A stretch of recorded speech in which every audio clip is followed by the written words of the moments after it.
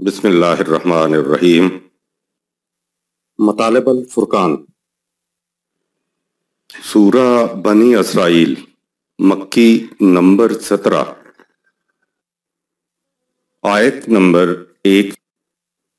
قرآن مجید کی تفسیر خود قرآن مجید سے، آج علامہ غلام احمد پرویز صاحب، اخذ و تلخیص محمد اکبر دکشت بھارتواج، نظر ثانی ڈاکٹر انعام الحق۔ بسم اللہ الرحمن الرحیم۔ اے اللہ، میری تمام تر کوششوں کا مقصد ربوبیت عامہ کے لیے تیری صفات کو بانداز رحمانیت و رحیمیت معاشرے کے اندر ظہور میں لانا ہے۔ سبحان اللذی، پارہ نمبر 15، ابتدائیہ۔ اس سورت کی ابتدا میں دراصل حضور اکرم صلی اللہ علیہ وسلم کے آسمانوں پر جانے معراج کا ذکر نہیں ہے، بلکہ اس آیت میں آپ صلی اللہ علیہ وسلم کی ہجرت کے واقعہ کا ذکر ہے۔ اس کا پچھلی سورت سے ربط یہ ہے کہ سورہ نحل میں ہجرت کی اہمیت اور ہجرت کے بعد کیا کرنا ہے کا ذکر ہے کہ ان کی حالت یہ ہوتی ہے کہ انہیں سخت تکالیف پہنچائی جائیں تو بھی ان کے قدم نہیں ڈگمگاتے، یہاں تک کہ ایمان کی خاطر انہیں وطن چھوڑ کر ہجرت کرنا پڑے تو کر لیتے ہیں، اور وہاں جا کر نظام خداوندی کے قیام و بقا کے لیے مسلسل کوششیں کرتے رہتے ہیں، ہر مشکل کا مقابلہ نہایت پامردی اور استقامت سے کرتے ہیں، مگر ایمان نہیں چھوڑتے۔ تو ایسے صبر آزما رویے کے بعد کہیں جا کر انہیں نظام خداوندی کی طرف سے حفاظت اور نشو و نما کا سامان عطا ہوتا ہے۔ سورہ 16 آیت 110۔ ہجرت تک مخالفین سے برتاؤ کا انداز سکھایا کہ ان سے الجھے بغیر تم اپنے رب کے راستے کی طرف حکمت اور معزت حسنہ کے ساتھ دعوت دیتے چلے جاؤ، اور اختلافی امور میں ان کے ساتھ نہایت حسین انداز میں بات کرو۔ یقیناً تیرا رب خوب جانتا ہے کہ کون اس کی راہ سے بھٹک گیا ہے اور کون سیدھے راستے پر چل رہا ہے، تمہیں رنجیدہ ہونے کی ضرورت نہیں ہے۔ سورہ 16 آیت 125۔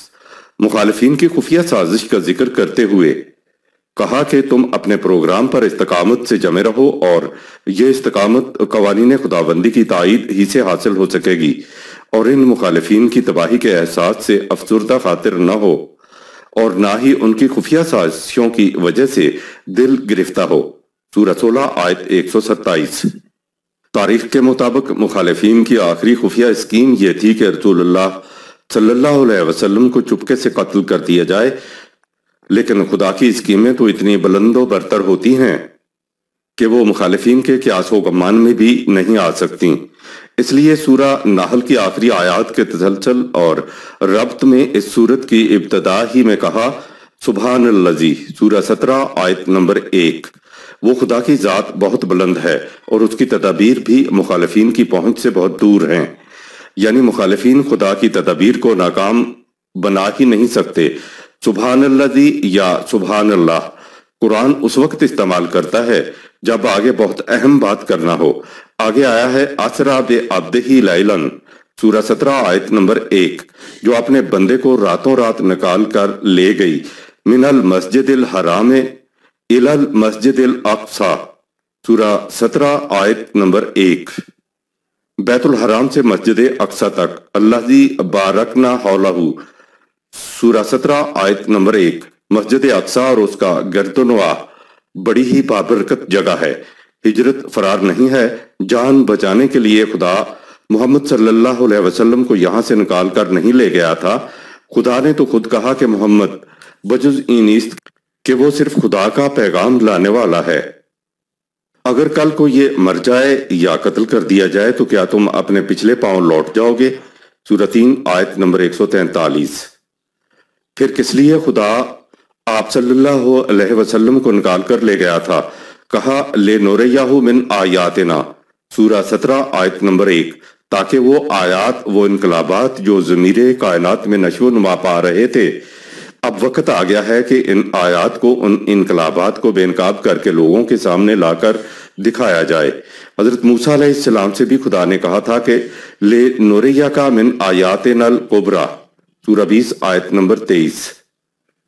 تاکہ ہجرت کے بعد ہم تمہیں اپنی بلند نشانیاں محسوس شکل میں دکھائیں کہ ہمارے قوانین کے تابع جو نظام بنایا جائے یا جو زندگی اختیار کی جائے اس میں کس قسم کا انقلاب رونما ہو جاتا ہے اور اس کے کیا محسوس نتائج نکلتے ہیں۔ آیات الکبریٰ کا مفہوم۔ مسجد اقصیٰ مدینہ کی سرزمین ہجرت سے قبل ہی اسلامی نظام کے لیے بہت سازگار ہو چکی تھی۔ اس سرزمین سے لوگوں کو آیات الکبریٰ کا مشاہدہ کرایا جانا مقصود تھا، یعنی وہ انقلابات جو زیر زمین ترتیب پا کر بے نقاب ہونے کے لیے نظام خداوندی کی تشکیل کے منتظر تھے۔ قرآن آیات پر مشتمل ہے۔ آیات کے پیچھے آیت الکبریٰ یعنی آیات کے محسوس نتائج پوشیدہ ہوتے ہیں۔ جب قرآن کی آیات پر انسانوں کی جماعت عمل کرتی ہے تو آیات کے پیچھے پوشیدہ نتائج ابھر اور نکھر کر محسوس شکل میں سامنے آ جاتے ہیں۔ آیات پر عمل کرنے سے انسانی نفسیات کے اندر تبدیلی پیدا ہو کر باہر جو ٹھوس انقلاب پیدا ہوتا ہے اسے آیت الکبریٰ کہتے ہیں۔ مدینہ پہنچ کر آیات کے محسوس نتائج جوں جوں سامنے آتے گئے، مومنین کے ایمان بالشہادت میں اضافہ ہوتا چلا گیا۔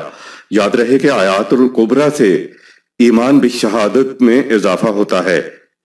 6 ہجری میں صلح حدیبیہ کے موقع پر حضور صلی اللہ علیہ وسلم کے ساتھ 1500 صحابہ کرام تھے۔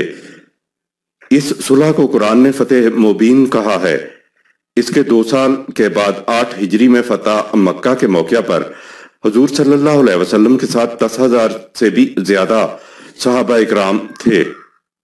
پھر حجۃ الوداع کے موقع پر آپ صلی اللہ علیہ وسلم کے ہمراہ 1 لاکھ سے زیادہ صحابہ اکرام رضوان اللہ علیہم تھے۔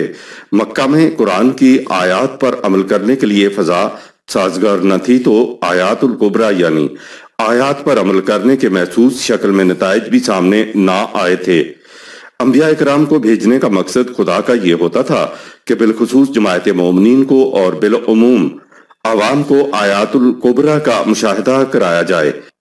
اس لیے جہاں کی فضا آیت الکبریٰ کے لیے سازگار نہ ہوتی تھی، نبی کو وہاں سے سازگار ماحول کی طرف ہجرت کرنے کا حکم دے دیا جاتا تھا۔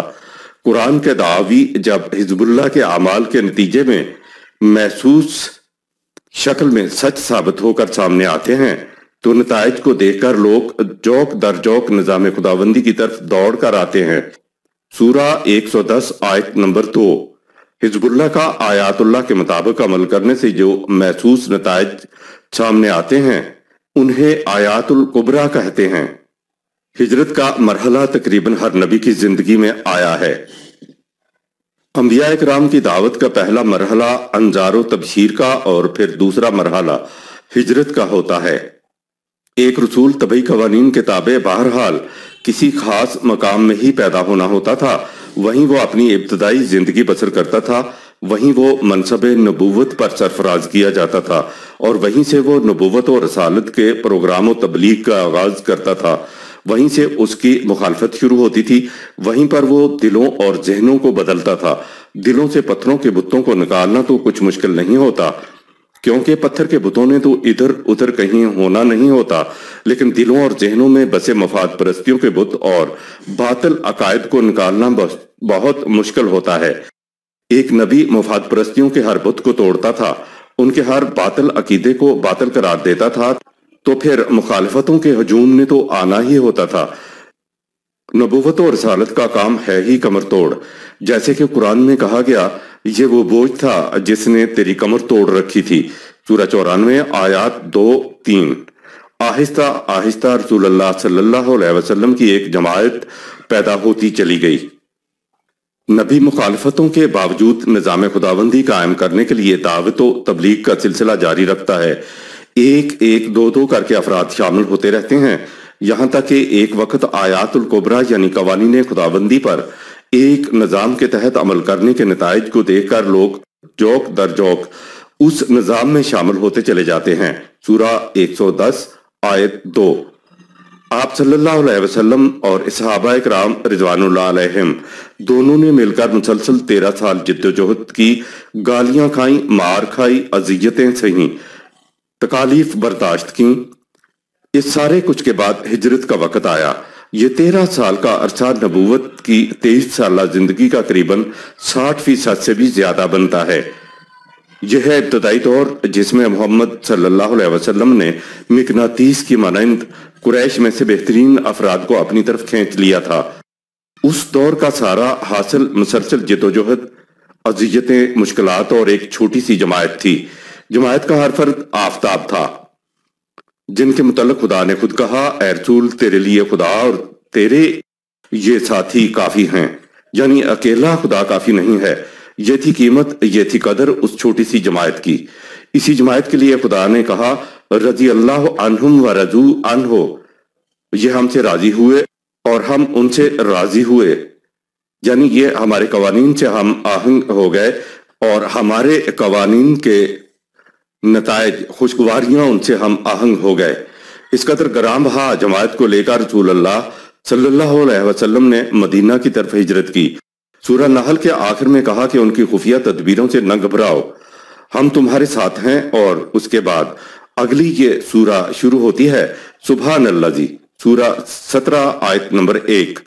نبی رسول کی دعوت میں دوسرا مرحلہ ہجرت کا ہوتا ہے، اور اب رسول اللہ صلی اللہ علیہ وسلم کی ہجرت کا بیان شروع ہوتا ہے۔ آیت نمبر 1۔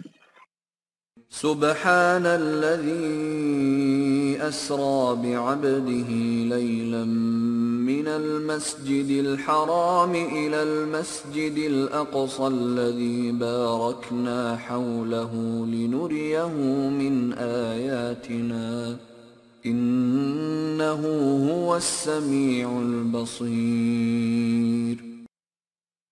پاک ہے وہ ذات جو اپنے بندے کو راتوں رات نظام کی تشکیل کے لیے بیت الحرام مکہ سے نکال کر مسجد اقصی دور دراز فاصلے پر واقع مدینے کی سرزمین تک لے گئی۔ مسجد اقصی مدینے کے گرد و پیش کا ماحول بڑا بابرکت ہے۔ یہ سب اس لیے کیا گیا تاکہ خدا اب ان آیات باتوں کو آشکارا کر دے جن کا وعدہ اتنے عرصے سے کیا جاتا رہا ہے۔ سورہ 20 آیت نمبر 23۔ یقیناً خدا سب کچھ دیکھنے سننے والا ہے۔ روایات کی روح سے معراج شریف کا مروجہ بیان۔ اس واقعہ کے 2 حصے بتائے جاتے ہیں۔ ایک یہ ہے کہ نبی اکرم صلی اللہ علیہ وسلم ایک رات حضرت جبرائیل کے ساتھ مکہ سے بیت المقدس گئے جو یروشلم میں واقع ہے، اور اس کو یہودیوں کا مقدس ہیکل بتایا جاتا ہے۔ اس کو واقعہ معراج کا پہلا حصہ بتایا جاتا ہے، اور اس کی بنیاد سورت بنی اسرائیل کی یہ آیت بتائی جاتی ہے۔ اس واقعہ کے دوسرے حصے میں حضور صلی اللہ علیہ وسلم جبرائیل کے ہمراہ بیت المقدس سے آسمانوں کی سیر کرتے ہوئے راستے میں جبرائیل کو چھوڑتے ہوئے عرش معلیٰ پر تشریف لے گئے، اور وہاں جا کے باری تعالیٰ سے ملاقات ہوئی۔ وہاں آسمانوں سے پھر واپس بیت المقدس تشریف لائے اور راتوں رات واپس مکہ تشریف لے آئے۔ یہ ہے جسے واقعہ معراج کا بیان کہا جاتا ہے۔ اس واقعے کے دوسرے حصے کی بنیاد سورہ النجم پر رکھی جاتی ہے۔ ہمارے ہاں اس بات پر زور دیا جاتا ہے کہ قرآن کریم کو تفاسیر کی مدد سے سمجھنا چاہیے، اور تفاسیر میں بھی سب سے زیادہ قابل اعتماد وہ ہیں جو روایات یعنی رسول اللہ صلی اللہ علیہ وسلم سے منسوب احادیث کی روح سے کی گئی ہیں۔ مفسرین کے دعویٰ کے مطابق روایات پر مبنی ان کی تفاسیر خود رسول اللہ صلی اللہ علیہ وسلم کی ارشاد فرمودہ ہے۔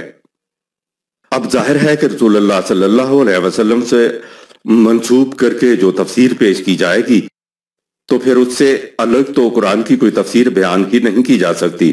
کون سا مسلمان ایسا ہے جو یہ کہنے کی جرت کر سکے کہ میں قرآن کا اس سے بہتر مفہوم دے سکتا ہوں؟ یہ بھی عقیدہ بیان کیا جاتا ہے کہ حدیث یا دین کے معاملے میں فکر یا قیاس کو قطعاً دخل نہیں ہے۔ قرآن آج بھی وہی ہے جو رسول اللہ صلی اللہ علیہ وسلم پر نازل ہوا، جبکہ روایات کے الفاظ محض منسوب الی الرسول ہیں۔ نبی اکرم صلی اللہ علیہ وسلم نے قرآن کریم کو اسی شکل میں جس میں یہ آج ہمارے پاس موجود ہے جمع، مرتب اور مدون فرما کر امت کو دیا۔ قرآن کی تو عظمت کا تقاضا یہ تھا کہ یہ وہی قرآن ہو جو اس وقت سے اس وقت تک ہمارے پاس ایک حرف کے تغیر کے بغیر چلا آ رہا ہے، کیونکہ خدا نے اس کی حفاظت کا ذمہ لیا ہوا ہے۔ تاریخی شہادات بھی ہمارے پاس موجود ہیں کہ یہ قرآن کریم وہی ہے جو رسول اللہ صلی اللہ علیہ وسلم نے دیا تھا، اور اس میں کوئی تبدیلی نہیں ہوئی ہے۔ رہی روایات و احادیث تو ان کی پوزیشن قرآن کریم جیسی نہیں ہے۔ نبی اکرم صلی اللہ علیہ وسلم نے اپنی روایات کا کوئی مجموعہ امت کو نہیں دیا، صحابہ کرام نے بھی کوئی مجموعہ مرتب نہیں فرمایا، اور تاریخ یہ بھی بتاتی ہے کہ آپ صلی اللہ علیہ وسلم نے صحابہ کرام کو روایات کا کوئی مجموعہ مرتب کرنے سے منع کیا تھا۔ بہرحال سب سے پہلا اور سب سے قابل اعتبار مجموعہ ایران کے امام بخاری کی کتاب ہے، جس کو بخاری شریف ہی کہا جاتا ہے۔ یہ مجموعہ رسول اللہ صلی اللہ علیہ وسلم کے 200 ہجری سے لے کر 256 ہجری کے درمیان مرتب ہوا تھا، کیونکہ امام بخاری کی وفات 256 ہجری میں ہوئی۔ سنیوں کی باقی 5 احادیث کے مجموعے بھی ایرانیوں نے اس کے بعد مرتب کیے۔ اس طرح سنیوں کے 6 مجموعے ہو گئے، جنہیں صحائے ستہ کہا جاتا ہے۔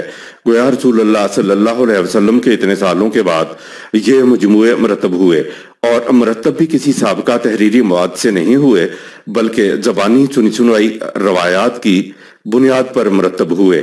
سنی سنائی جہد سے ان کو روایات کہتے ہیں۔ یہ زبانی روایات چلی آتی تھیں کہ میں نے فلاں سے سنا اور فلاں نے فلاں سے سنا، یوں سننے اور سنانے والے راویوں کی 6 یا 7 کڑیاں ملانی پڑتی تھیں، اور آخر میں رسول اللہ صلی اللہ علیہ وسلم سے منسوب کر دی جاتی تھیں۔ یہ روایات وہ الفاظ نہیں ہیں جو رسول اللہ صلی اللہ علیہ وسلم کی زبان مبارک سے ادا ہوئے، بلکہ یہ بالمانی روایات ہیں۔ حضور صلی اللہ علیہ وسلم نے فرمایا سے مراد یہ ہے کہ پہلے راوی نے رسول اللہ صلی اللہ علیہ وسلم سے سن کر ایسا کچھ سمجھا، اور مختلف راویوں سے مفہوم ہوتا ہوا امام بخاری کے پاس پہنچا۔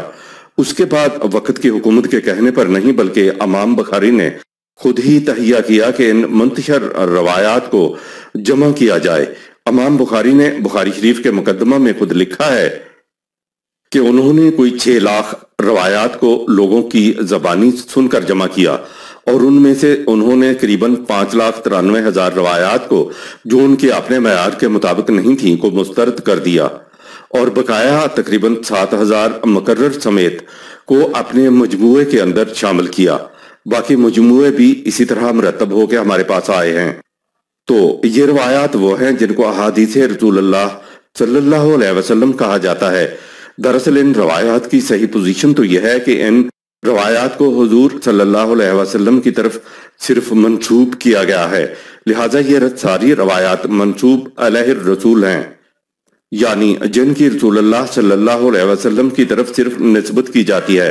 یہ نہ حضور صلی اللہ علیہ وسلم کے اپنے الفاظ ہیں، نہ حضور صلی اللہ علیہ وسلم نے ان کی خود تصدیق فرما کر امت کو آگے بڑھانے کے لیے دیا۔ قرآن کریم کو رسول اللہ صلی اللہ علیہ وسلم نے یہ کہہ کے امت کو دیا کہ یہ خدا کی طرف سے ہے۔ اگر رسول اللہ صلی اللہ علیہ وسلم نے اپنی سنت و احادیث کا مجموعہ مرتب کر کے امت کو دیا ہوتا تو امام بخاری کو زبانی روایات کو جمع کرنے کی ضرورت نہ تھی۔ احادیث کے مجموعوں کی پوزیشن محض رسول اللہ صلی اللہ علیہ وسلم کی طرف منسوب کرتا ہے۔ ان منسوب روایات کے مطابق قرآن کی تفسیر کر کے کہا جاتا ہے کہ یہ تفسیر خود رسول اللہ صلی اللہ علیہ وسلم کی بیان و فرمودہ ہے، جبکہ وہ تفسیر حضور صلی اللہ علیہ وسلم کی بیان و فرمودہ نہیں ہوتی۔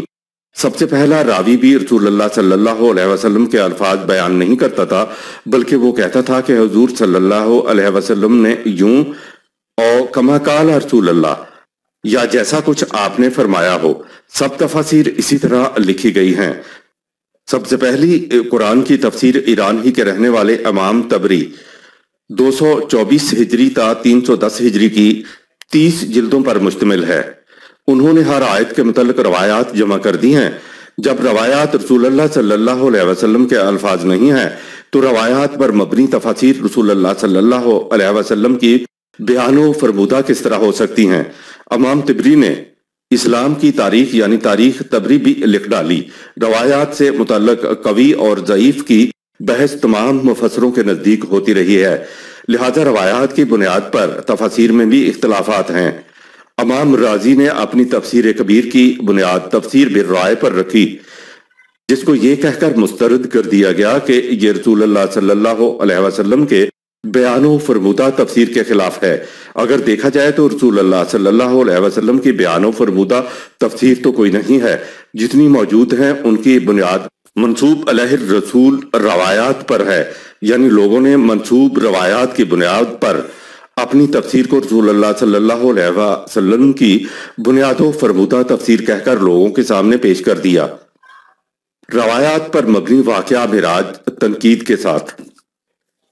ایسی ہی منسوب علیہ الرسول روایات کی روشنی میں واقعہ معراج پر مودودی صاحب کی تقریر ریڈیو پاکستان پر سن 1951 عیسوی میں نشر ہوئی تھی، جو جماعت اسلامی کے رسالے ترجمان القرآن کے شمارے اگست سن 1951 عیسوی بھی چھپی تھی۔ کیونکہ یہ تقریر ساری دنیا میں نشر ہوئی، اس لیے اسی کو تنقید کے ساتھ پیش کیا جاتا ہے۔ روایات کے مطابق رسول اللہ صلی اللہ علیہ وسلم کو منصب نبوت پر سرفراز ہوئے 12 سال گزر چکے تھے اور آپ صلی اللہ علیہ وسلم کی عمر مبارک 52 سال ہو چکی تھی۔ تو جبرائیل فرشتے نے یکایک آ کر آپ صلی اللہ علیہ وسلم کو جگایا اور آپ کو آب زمزم کے پاس لے گئے، سینہ مبارک چاک کیا، زمزم کے پانی سے اس کو دھویا، پھر اسے علم اور بردباری اور دانائی اور ایمان و یقین سے بھر دیا۔ 12 سال منصب رسالت پر گزار چکے ہیں اور اب جبرائیل فرشتہ عمل تطہیر کر رہا ہے۔ کیا رسول اللہ صلی اللہ علیہ وسلم علم اور بردباری اور دانائی اور ایمان و یقین کے بغیر ہی 12 سال نبوت کرتے رہے؟ عمل تطہیر بھی آپ صلی اللہ علیہ وسلم کے طبعی سینہ مبارک کو چاک کر کے اور آب زمزم سے دھو کے کیا جا رہا ہے۔ علم اور بردباری اور دانائی اور ایمان و یقین سے 12 سال بعد سینہ مبارک کو بھرا جا رہا ہے۔ اس کے بعد آپ صلی اللہ علیہ وسلم کی سواری کے لیے ایک جانور پیش کیا گیا جس کا رنگ سفید اور قد خچر سے کچھ چھوٹا تھا، جو برق کی رفتار سے چلتا تھا اور اسی نسبت سے اس کا نام براق تھا، لیکن قرآن میں اس بیان کردہ طبعی جانور کا نام نہیں ہے۔ اب تو براق کی تصویریں تک چھپ گئی ہیں، جو پیچھے سے تو گھوڑا اور آگے اس کا چہرہ انسان کا اور پر لگے ہوئے ہیں، کیونکہ براق نے اڑنا جو تھا۔ بہرحال یہ تو مصوروں کے روایات کے مطابق خیالات ہیں۔ کہا یہ گیا کہ پہلے انبیاء بھی اس نوعیت کے سفر میں اسی سواری پر جایا کرتے تھے۔ یہ وہ جانور تھا جو حضرت نوح علیہ السلام کے وقت سے لے کر حضور صلی اللہ علیہ وسلم کے زمانے تک سواری کے لیے مخصوص تھا، اور یہ جانور طبعی فزیکل تھا۔ جب آپ صلی اللہ علیہ وسلم سوار ہونے لگے تو وہ چمکا۔ جبرائیل نے تھبکی دے کر کہا، براق تو کیا کرتا ہے؟ آج تک محمد صلی اللہ علیہ وسلم سے بڑی شخصیت اور کوئی انسان تجھ پر سوار نہیں ہوا ہے۔ تو وہ ہے جس پر حضرت نوح علیہ السلام کے بیٹے حضرت عیسیٰ علیہ السلام تک سواری کرتے چلے آئے ہیں۔ روایات کی روح سے معراج کے سفر کی منزلیں۔ پھر آپ صلی اللہ علیہ وسلم براق پر سوار ہوئے اور جبرائیل آپ کے ساتھ ساتھ چلے۔ پہلی منزل مدینہ کی تھی، جہاں اتر کر آپ نے نماز پڑھی۔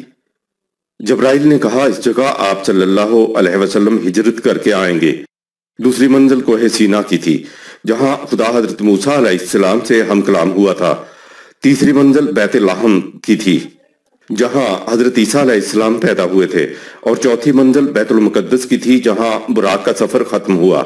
روایات کی بنیاد پر لوگوں میں مشہور ہے کہ بیت المقدس یہودیوں کا وہ معبد یا ہیکل سلیمانی تھا جو یروشلم میں واقع تھا۔ اس کے متعلق آگے آتا ہے کہ اس جگہ کسی پکارنے والے نے پکارا، ادھر آؤ۔ آپ صلی اللہ علیہ وسلم نے توجہ نہ دی۔ جبرائیل نے بتایا یہ یہودیوں کی طرف سے بلاوا تھا۔ دوسری طرف سے آواز آئی، ادھر آؤ۔ آپ صلی اللہ علیہ وسلم نے پھر توجہ نہ دی۔ جبرائیل نے بتایا یہ عیسائیت کا داعی تھا۔ پھر ایک عورت نہایت ہی سنوری نظر آئی، اس نے اپنی طرف بلایا۔ آپ صلی اللہ علیہ وسلم نے اس سے بھی نظر پھیر لی۔ جبرائیل نے کہا یہ دنیا تھی۔ پھر ایک بوڑھی عورت سامنے آئی۔ جبرائیل نے کہا دنیا کی عمر کا اندازہ اس کی عمر سے کر لیجئے۔ آپ اللہ کے رسول ہیں اور آپ صلی اللہ علیہ وسلم کو ساتھ ساتھ بتایا جا رہا ہے۔ پھر ایک شخص ملا جس نے آپ صلی اللہ علیہ وسلم کو اپنی طرف متوجہ کرنا چاہا، مگر آپ اسے بھی چھوڑ کر آگے بڑھ گئے۔ جبرائیل نے کہا یہ شیطان تھا جو آپ صلی اللہ علیہ وسلم کو راستے سے ہٹانا چاہتا تھا۔ بیت المقدس پہنچ کر آپ براق سے اتر گئے۔ اور اسی مقام پر براق کو باندھا جہاں پہلے انبیاء اس کو باندھا کرتے تھے۔ پہلے انبیاء حضرت نوح علیہ السلام سے شروع ہوئے اور یہ یروشلم میں ہیکل سلیمانی تو یہودیوں کے پیغمبروں کے وقت میں بنا تھا۔ یہودیوں کا یہ معبد جسے ہیکل سلیمانی کہا جاتا ہے، اسی کو بیت المقدس کہا جاتا ہے، اور مسجد اقصی جو قرآن میں بیان ہوئی ہے، اس کو بھی روایات کی روح سے مسجد اقصی سے مراد یہ ہیکل سلیمانی ہی لیا جاتا ہے۔ نبی اکرم صلی اللہ علیہ وسلم ہیکل سلیمانی میں داخل ہوئے تو وہاں آپ صلی اللہ علیہ وسلم نے ان سب پیغمبروں کو موجود پایا جو ابتدائے آفرینش سے اس وقت تک دنیا میں تشریف لائے تھے۔ آپ صلی اللہ علیہ وسلم کے پہنچتے ہی نماز کے لیے صفیں بند گئیں۔ غور فرمائیے، آپ طبعی جسم کے ساتھ ایک طبعی جانور پر سوار ہو کر ایک طبعی مقام ہیکل سلیمانی پر پہنچے ہیں، اور روایات کے مطابق 1,24,000 پیغمبر وہاں سب ہیکل سلیمانی کی طبعی عمارت میں موجود تھے۔ سوچئے اتنے انسانوں کے لیے کتنی جگہ درکار ہوگی۔ اگر معنوی طور پر یہ کوئی بات تھی تو پھر اس میں کوئی مشکل نہیں پیدا ہوتی، لیکن یہ تو جسمانی طور پر سب کچھ ہو رہا ہے۔ نماز کی امامت کے لیے جبرائیل نے آپ صلی اللہ علیہ وسلم کا ہاتھ پکڑ کر آگے بڑھا دیا اور آپ نے سب کو نماز پڑھائی۔ 1,24,000 انسانوں کی صفیں بندی ہیں۔ غور فرمائیے، پھر آپ صلی اللہ علیہ وسلم کے سامنے 3 پیالے پیش کیے گئے، ایک میں پانی، دوسرے میں دودھ اور تیسرے میں شراب تھی۔ آپ نے دودھ کا پیالہ اٹھا لیا۔ جبرائیل نے مبارک دی کہ آپ فطرت کی راہ پا گئے۔ نبوت کے منصب پر 12 سال ہو گئے تھے، اور جبرائیل نے اب مبارکباد دی کہ آپ صلی اللہ علیہ وسلم فطرت کی راہ پا گئے۔ یہ وہی جبرائیل تھے جو شروع دن سے خدا کی وحی حضور صلی اللہ علیہ وسلم تک پہنچاتے رہے، اور انہوں نے اب مبارکباد دی کہ آپ فطرت کی راہ پا گئے۔ پہلا مرحلہ یہاں ختم ہوا۔ سورہ بنی اسرائیل کی ابتدائی آیت کا تعلق اس پہلے حصے سے بتایا جاتا ہے۔ علامہ عنایت اللہ عصری، اہل حدیث کے امام کی تائیدی تحقیق اور پہلی ہجرت۔ ہمارے لکھنے پر کہ مسجد الاقصی سے مراد مدینہ المنورہ ہے۔ ایک بہت بڑے علامہ عنایت اللہ عصری وزیر آبادی بہت خوش ہوئے، جو اہل حدیثوں کے امام تھے، گجرات میں رہتے تھے۔ جو کچھ ہم نے لکھا انہوں نے احادیث کی روح سے ثابت کیا، اور انہوں نے بھی کہا کہ یہ آیت معراج کی بجائے ہجرت سے متعلق ہے۔ انہوں نے لکھا کہ اقصی کے معنی بہت دور ہے۔ مکہ سے مدینہ کا فاصلہ 300 میل ہے۔ 300 میل تو اس زمانے میں جب اونٹوں پر سفر کیا جاتا تھا بہت دور ہی شمار ہوتا تھا۔ جس اونٹنی پہ نبی اکرم صلی اللہ علیہ وسلم نے ہجرت میں سفر فرمایا تھا اس کا نام ہی اقصی تھا، یعنی اقصی، دور کی طرف لے جانے والی اونٹنی۔ نبی اکرم صلی اللہ علیہ وسلم کی ہجرت سے پہلے مدینہ میں مسلمانوں کی اچھی خاصی تعداد تھی، اس لیے وہاں مساجد موجود تھیں، وہاں نماز پڑھی جاتی تھی، وہاں جمعہ پڑھایا اور پڑھا جاتا تھا۔ جس مقام پہ حضور صلی اللہ علیہ وسلم پہلے مسجد قباء میں جا کر فروکش ہوئے ہیں، عارضی طور پر وہاں بھی نماز ہوتی تھی، وہاں مسلمانوں کا اجتماع ہوتا تھا۔ اسی جگہ مسجد نبوی کی تعمیر ہوئی ہے، یہاں بھی نماز ہوتی تھی، انہیں مساجد کہا جاتا تھا۔ اب بھی یہ مساجد موجود ہیں اور یہ مقام اقصی دور بھی موجود ہے۔ یہ سبحان الذی سورہ 17 آیت 1 میں سبحانہ کا لفظ قرآن کریم میں اس وقت آتا ہے جب کسی بڑی عظیم چیز کو بیان کرنا ہو تو یہ لفظ پہلے آتا ہے کہ وہ ہے جس کو یہ قدرت بھی حاصل ہے۔ مکہ میں زندگی بسر کرنے والوں پر پتھر پڑ رہے ہیں، گالیاں سننے کو مل رہی تھیں، بلکہ قریش تو جان کے بھی لاگو ہو گئے تھے۔ ان حالات میں آپ صلی اللہ علیہ وسلم کے ساتھی پہلی ہجرت میں حبشہ کی طرف چلے گئے ہیں، اور حضور صلی اللہ علیہ وسلم طائف کی طرف تشریف لے گئے تو وہاں انہوں نے حضور صلی اللہ علیہ وسلم کو پتھر مارے۔ مکہ ہی میں حضور صلی اللہ علیہ وسلم کا دعویٰ تھا کہ خدا کا وعدہ ہے کہ انہیں صلی اللہ علیہ وسلم بہت بڑا تمکن حاصل ہوگا، اس دین کو مملکت حاصل ہوگی۔ استخلف الذین، سورہ 24 آیت نمبر 55۔ ایمان اور عمل صالح کے نتیجے میں محمد رسول اللہ صلی اللہ علیہ وسلم اور والذین معاہ کو استخلاف فی الارض حاصل ہوگا۔ یہ وعدے اور یہ دعوی مکہ میں ہو رہے تھے، اب مدینہ میں ایک نظام کی تشکیل کے ذریعے آیات کبریٰ دکھانا ضروری ہو گیا تھا۔ یہ آیات کبریٰ دکھانا ایسے ہی تھا جیسے موسیٰ علیہ السلام نے ساتھیوں کے ساتھ مصر سے سینا کی طرف ہجرت کی تھی، تاکہ ہجرت کے بعد نظام تشکیل دے کر قوانین خداوندی کے پیچھے جو حقائق منتظرہ پوشیدہ ہیں وہ محسوس طور پر سامنے آ جائیں۔ واقعہ معراج کا دوسرا حصہ۔ اس کے بعد ایک سیڑھی آپ صلی اللہ علیہ وسلم کے سامنے پیش کی گئی اور جبرائیل اس کے ذریعے آپ صلی اللہ علیہ وسلم کو آسمان کی طرف لے چلے۔ غور کیا، سیڑھی پیش کی گئی۔ عربی زبان میں سیڑھی کو معراج کہتے ہیں اور اسی نسبت سے یہ سارا واقعہ معراج کے نام سے مشہور ہو گیا۔ آسمان پر گئے تو دروازہ نہیں کھلتا تھا۔ آپ صلی اللہ علیہ وسلم نے کنڈی کھٹکھٹائی۔ حضرت جبرائیل نے اندر سے پوچھا کون ہے؟ آپ صلی اللہ علیہ وسلم نے بتایا تو پھر انہوں نے اجازت دی۔ غور کیا، جبرائیل خود سیڑھی کے ذریعے آپ صلی اللہ علیہ وسلم کو آسمان کی طرف لے گئے اور پوچھا جا رہا ہے کہ کون ہے۔ خیر، پہلے آسمان پر فلاں پیغمبر کا مقام، دوسرے پر گئے تو وہاں فلاں پیغمبر کا مقام تھا۔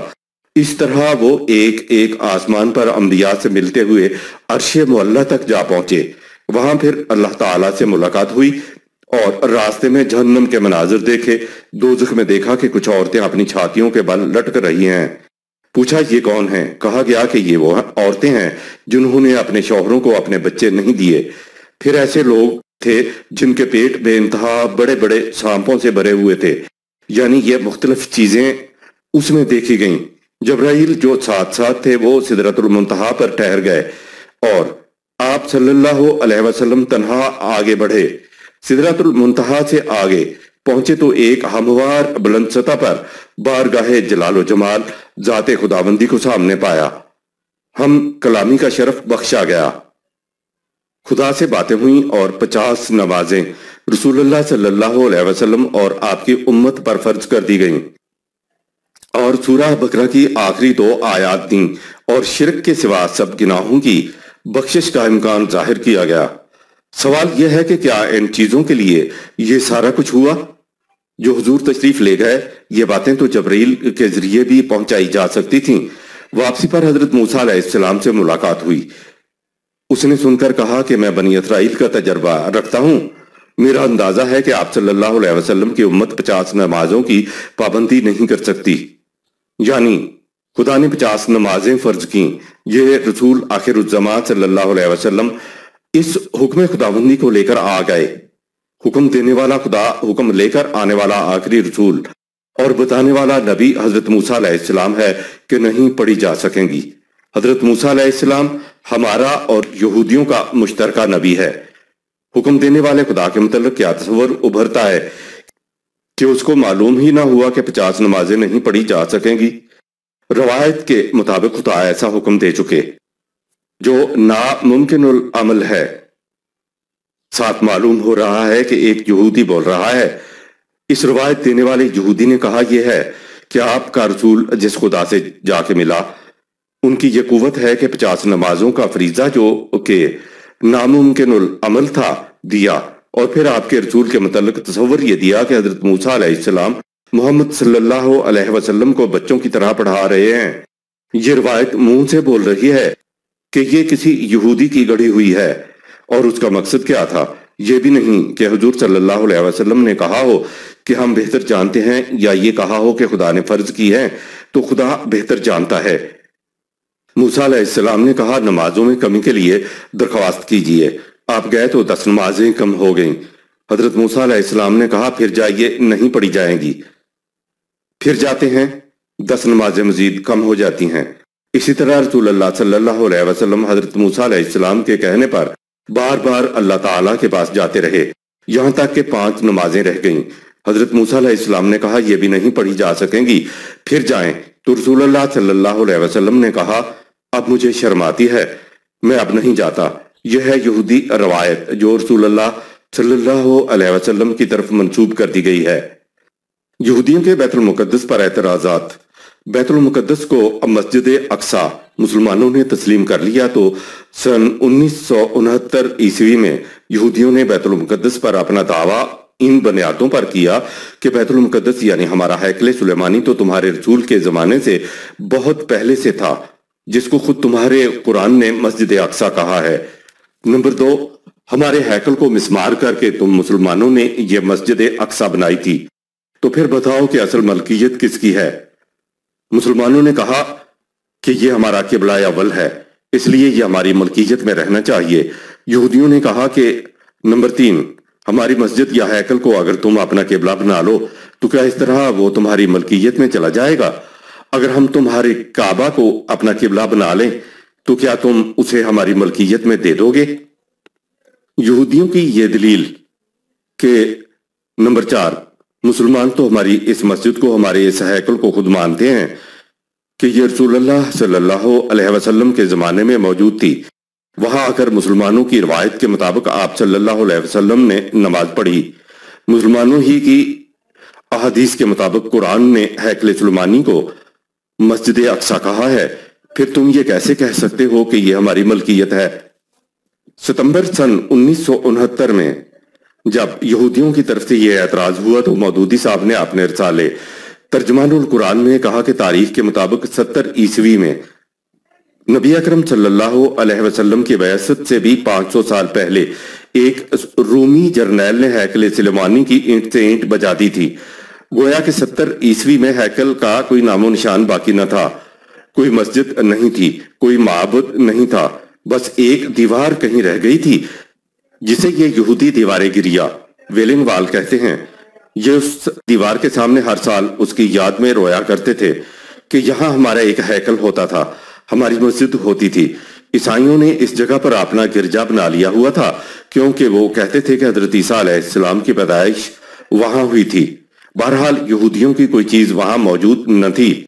رسول اللہ صلی اللہ علیہ وسلم سے 500 سال پہلے تاریخ کا یہ بیان ہے کہ وہ ہیکل ختم ہو چکا تھا، لیکن آپ کے ہاں تفاسیر میں چلا آ رہا ہے کہ ہیکل سلیمانی میں جو مسجد اقصی ہے، آپ صلی اللہ علیہ وسلم نے وہاں جا کر نماز پڑھی۔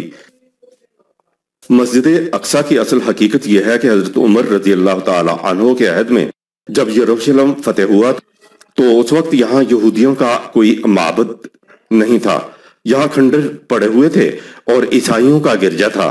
حضرت عمر رضی اللہ تعالی عنہ نے نماز پڑھنا چاہی تو عیسائیوں کے پادری نے نماز کے لیے کپڑا گرجے میں پھیلایا، تو حضرت عمر رضی اللہ تعالی عنہ نے یہ کہہ کر وہاں نماز پڑھنے سے منع کر دیا کہ بعد میں آنے والے مسلمان کہیں میرے نماز پڑھنے کی وجہ سے گرجے پر قبضہ نہ کر لیں۔ گرجے کے قریب کھنڈرات میں جگہ صاف کی گئی اور حضرت عمر رضی اللہ تعالی عنہ نے وہاں نماز پڑھی، اس لیے وہاں مسجد اقصی وغیرہ کی تعمیر کے بارے میں کوئی یہودی یہ الزام نہیں لگا سکتا کہ ہم مسلمانوں نے کسی معبد کو توڑ کر یہ مسجد بنائی تھی۔ ایک طرف تو مودودی صاحب کہتے ہیں کہ 70 عیسوی میں ہیکل کی اینٹ سے اینٹ بجا دی گئی تھی اور وہاں کوئی ہیکل نہیں تھا، دوسری طرف مودودی صاحب نے اپنی ریڈیو تقریر میں کہا کہ قرآن کریم نے جسے مسجد اقصی کہا ہے وہ یہودیوں کا معبد ہے جسے ہیکل سلیمانی کہا جاتا ہے، اور یہ کہ یہ رسول اللہ صلی اللہ علیہ وسلم کے زمانے میں موجود تھا۔ آپ وہاں تشریف لے گئے، وہاں جا کے آپ نے نماز بھی پڑھی اور نماز پڑھائی بھی۔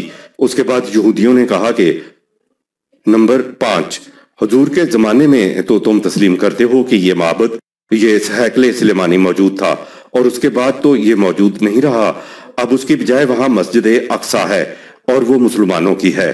بتائیے کہ تمہاری اپنی شہادت کے مطابق، قرآن کی شہادت کے مطابق، تمہارے رسول کی شہادت کے مطابق، قرآن کریم کی تفسیروں کے مطابق یہاں معبد یا ہیکل تھا، اور اگر وہ اب نہیں ہے تو وہ کہاں گیا؟ اور پھر اس کی جگہ یہ مسجد اقصی کس نے بنائی؟ کیا تم معبدوں کو توڑنے والے نہیں ہو؟ اب مودودی صاحب نے کہا کہ صاحب وہاں تو کوئی ہیکل ہی نہیں تھا، وہاں کوئی مسجد ہی نہیں تھی، وہاں تو کھنڈرات پڑے ہوئے تھے۔ مودودی صاحب آپ نے ریڈیو پر ساری دنیا کے سامنے تقریر میں کہا تھا کہ وہاں معبد تھا، وہاں ہیکل سلیمانی موجود تھا اور اس میں حضور صلی اللہ علیہ وسلم نے نماز پڑھی اور پڑھائی تھی۔ اب یہ سوال پیدا ہوتا ہے کہ اگر وہاں یہ کھنڈرات تھے، معبد کوئی تھا ہی نہیں، ہیکل سلیمانی کو 70 عیسوی میں رومیوں نے تباہ کر دیا تھا، تو پھر یہ ہمارے ہاں کا معراج کا سارا قصہ ختم ہو جاتا ہے۔ پھر جھوٹی روایات کے مطابق ہم کہتے ہیں کہ وہاں مسجد اقصی تھی اور کہتے ہیں کہ وہاں معبد سلیمانی تھا، تو یہ تو سارا واقعہ معراج ہی غلط ہو گیا۔ جب قرآن کریم نازل ہوا ہے تو کیا خدا کو بھی معاذ اللہ معلوم نہ تھا کہ وہاں تو اس قسم کا کوئی معبد تھا ہی نہیں؟ پھر یہودیوں نے کہا کہ نمبر 6، رسول اللہ صلی اللہ علیہ وسلم جیسا کہ روایات میں آتا ہے 13 برس مکے میں اور 2.5 برس تک مدینے میں اسی ہیکل سلیمانی کی طرف منہ کر کے نماز پڑھتے رہے جہاں تم کہتے ہو کہ ہیکل کوئی تھا ہی نہیں۔ تو آپ صلی اللہ علیہ وسلم کس طرف منہ کر کے نماز پڑھا کرتے تھے؟ قرآن میں لفظ مسجد اقصیٰ آیا تو غلط روایات کی روح سے اس کی وہ تفسیر بیان ہوئی جس کی روح سے کہا کہ اس سے مراد یروشلم میں یہودیوں کا ہیکل یعنی بیت المقدس ہے، اور اس تفسیر کو آپ بتا رہے ہیں کہ رسول اللہ صلی اللہ علیہ وسلم کی بیانوں فرمودہ ہے، اور اس کے بعد آپ خود کہہ رہے ہیں کہ وہاں کوئی معبد کوئی ہیکل نہ تھا، وہ تو ہیکل کے کھنڈرات تھے۔ یوں قرآن کی تفسیر روایات کی روح سے بیان کی جاتی ہے۔ امام طبری کی تفسیر کا ملخص تفسیر ابن کثیر ہے۔ براق جانور کو حضرت نوح علیہ السلام سے آخری نبی صلی اللہ علیہ وسلم تک بیت المقدس کے پتھر سے باندھتے چلے آئے۔ بہرحال واقعہ معراج میں بتایا یہ گیا تھا کہ براق حضور صلی اللہ علیہ وسلم نے وہاں باندھا جہاں پہلے انبیاء باندھا کرتے تھے۔ باندھنے کی بات سے پہلے تفسیر ابن کثیر میں یہ ہے کہ بیت المقدس کی مسجد کے پاس اس دروازے پر پہنچے۔ ملاحظہ فرمائیں کھنڈرات کی جگہ اب مسجد آ گئی جس کے دروازے بھی ہیں، جبکہ ساری دنیا کی تاریخ کے مطابق 70 عیسوی میں ہیکل کی اینٹ سے اینٹ بجا دی گئی تھی اور وہاں ایک دیوار کے سوا اور کچھ نہ تھا۔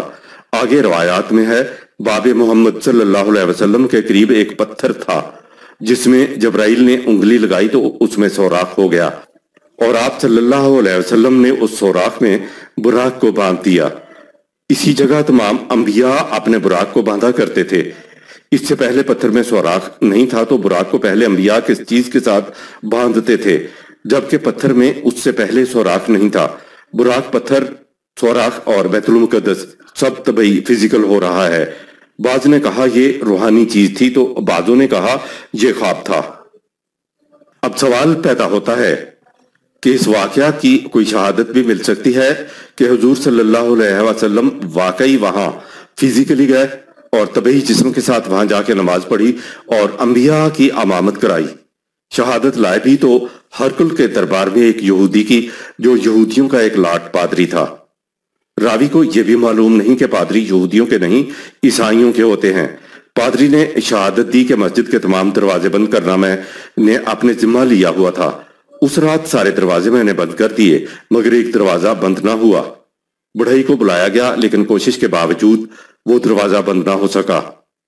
صبح میں اس دروازے کے پاس گیا تو دیکھا کہ پاس کونے میں جو چٹان پتھر کی تھی اس میں ایک سوراخ ہے، اور ایسا معلوم ہوتا تھا کہ اس میں رات کو کسی نے کوئی جانور باندھا تھا۔ میں سمجھ گیا اور میں نے اسی وقت اپنی جماعت سے کہا کہ آج کی رات ہماری یہ مسجد کسی نبی کے لیے کھلی رکھی گئی ہے اور اس نے یہاں ضرور نماز ادا کی ہے۔ لاٹ پادری نے اپنے بادشاہ سے کہا اور بادشاہ نے ابو سفیان سے کہا دیکھیں اور غور کریں کہ واقعہ معراج کی سچائی کی شہادت کہاں سے مل رہی ہے۔ اور پھر ہمارے مفسرین نے اور ابن کثیر جیسوں نے اپنی کتابوں میں یہ ثابت کرنے کے لیے درج کیا کہ حضور صلی اللہ علیہ وسلم نے جو فرمایا تھا کہ میں اس مسجد میں گیا تھا تو یہ دیکھیے اس کی سند یہ یہودی کی روایت ہے۔ ملاحظہ کیا مسجد کے دروازے بند کرنے کی یہ سند جبکہ وہاں مسجد موجود ہی نہیں تھی، وہ تو 500 سال پہلے مسمار کی جا چکی تھی۔ سارے مورخین بتا رہے ہیں کہ وہاں رسول اللہ صلی اللہ علیہ وسلم کے زمانے میں کوئی مسجد نہ تھی، کوئی معبد نہ تھا، کوئی ہیکل نہ تھا، کھنڈرات پڑے ہوئے تھے۔ مسجد اقصیٰ کی اصل حقیقت رسول اللہ صلی اللہ علیہ وسلم کے زمانے میں تاریخ کہتی ہے کہ وہاں کوئی مسجد نہ تھی۔ اقصیٰ کے معنی بہت دور اور مسجد اقصیٰ کے معنی ہے بہت دور کی مسجد۔ مدینہ مکہ سے بہت دوری پر واقع ہے۔ مدینہ بھی مسجد تھی، یعنی وہ مقام جہاں قانون خداوندی کے سامنے سجدہ ریز ہوا جائے۔ دور کی نسبت سے مدینے کا نام مسجد اقصیٰ تھا۔ آپ حیران ہوں گے کہ خود ہماری تاریخوں کے اندر ہے کہ رسول اللہ صلی اللہ علیہ وسلم کی ہجرت سے قبل مدینہ کا ایک نام مسجد اقصیٰ بھی تھا۔ مدینے کا نام یثرب بھی تھا۔ تو سورت بنی اسرائیل میں مسجد اقصی کے ذکر سے مراد ہے کہ یہ حضور صلی اللہ علیہ وسلم کی شب ہجرت کے واقعہ کا بیان ہے، نہ کہ آسمانوں پر جانے کا ذکر۔ اس سے مراد مدینہ کی طرف جانا ہے۔ علامہ پرویز فرماتے ہیں کہ میں نے مصر سے ایک قرآن کریم منگایا، اس میں اس کے حاشیے پر یہ چیز لکھی ہوئی تھی، مسجد اقصی سے مراد مدینہ الیثرب ہے۔ پھر مجھے تلاش ہوئی کہ یہ حاشیے پر انہوں نے کیسے لکھ دیا۔ آپ حیران ہوں گے کہ اس کے بعد مجھے یہ تاریخ بھی مل گئی، اور اس تاریخ میں ایک چیز یہ مل گئی کہ ہجرت سے پہلے مدینہ کا نام مسجد اقصی تھا، اور وہ خچر جس پر سوار ہو کے حضور صلی اللہ علیہ وسلم نے ہجرت کا سفر کیا تھا اس کا نام اسرا، سورہ 17 آیت نمبر 1 رکھ دیا گیا تھا۔